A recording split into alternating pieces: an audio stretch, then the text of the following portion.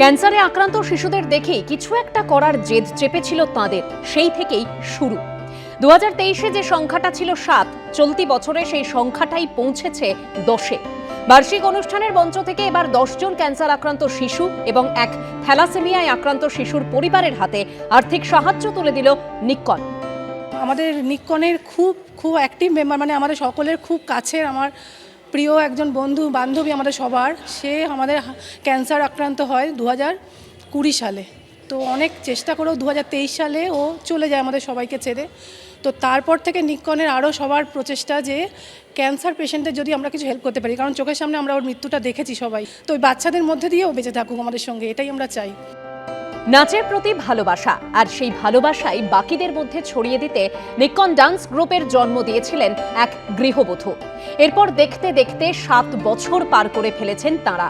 এখন নাচের প্রশিক্ষণের পাশাপাশি ক্যান্সারে আক্রান্ত শিশুদের পাশে দাঁড়ানোর অঙ্গীকারবদ্ধ তাঁরা। ঝুমুর নন্দী মানে ঝুমা আমাদের খুব ক্লোজ এবং ভীষণ কাছের মানুষ ছিল, এবং প্রতিটা বিষয়ে সে খুব এগিয়ে আসতো, ফার্স্ট, মানে প্রতিটা প্রোগ্রামেই তার প্রথম দেখা পেত। তা সে চলে যাওয়ার পর এরা সবাই আমাদের ওয়াইফরা যখন ডিসাইড করলো যে একটা কিছু করবে যে সোসাইটির জন্যে, তখন আমরাও তাদের হেল্প করার জন্য এগিয়ে আসি। ঝুমুর নন্দী আমার মিসেস হন। যখন ক্যান্সার ধরা পড়ে তখন ওকে যখন কিমো দেওয়া হতো, আমরা দুজনে দেখতাম ছোট ছোট বাচ্চারা ওখানে কিভাবে ট্রিটমেন্ট হচ্ছে বা টাকার জন্য ট্রিটমেন্ট ঠিক মতো করাতে পারছে না। সেই থেকে ওর মনে খুব ইচ্ছা হয়েছিল যে আমরা আমাদের এই নাচের গ্রুপের মাধ্যমে যদি এইসব ক্যান্সার পেশেন্ট বাচ্চাদের কিছু হেল্প করতে পারি, সেইখান থেকে আমাদের এই উদ্যোগটা। এদিনের বার্ষিক অনুষ্ঠান শুরু হয় রবীন্দ্রনাথ ঠাকুরের গীতিনাট্য সাপমোচন দিয়ে। উপস্থিত ছিলেন পরিচালক সুমন মুখোপাধ্যায়, স্থানীয় কাউন্সিলর সুদীপ পল্লে, ঠাকুরপুকুর ক্যান্সার হাসপাতালের প্রতিষ্ঠাতা অর্ণব গুপ্ত।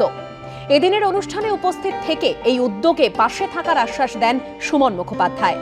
এইটুকুই বলতে পারি যে এই কাজকর্ম আপনারা অব্যাহত রাখুন, আপনারা চালিয়ে যান। যদি আমরা কিছু করতে পারি আমাদের তরফ থেকে,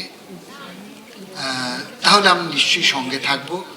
শুধু এইটুকুই সঙ্গে থাকা নয় যে একটি বক্তৃতা করে চলে গেলাম এটি উদ্বোধন অনুষ্ঠানে।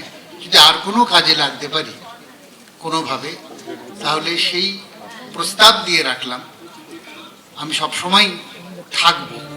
ঠাকুরপুকুর ক্যান্সার হাসপাতালে চিকিৎসাধীন 10 শিশুর পরিবারের হাতে আর্থিক সাহায্য তুলে দেন পরিচালক। সত্যজিৎ বৈদ্যর রিপোর্ট, এবিপি আনন্দ, কলকাতা।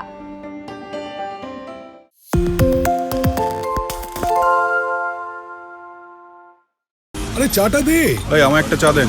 কি হলো আমারটা? বাংলা পক্ষপাত চায় না, বাংলা খবর চায়। বাংলা খবর, বাংলার খবর।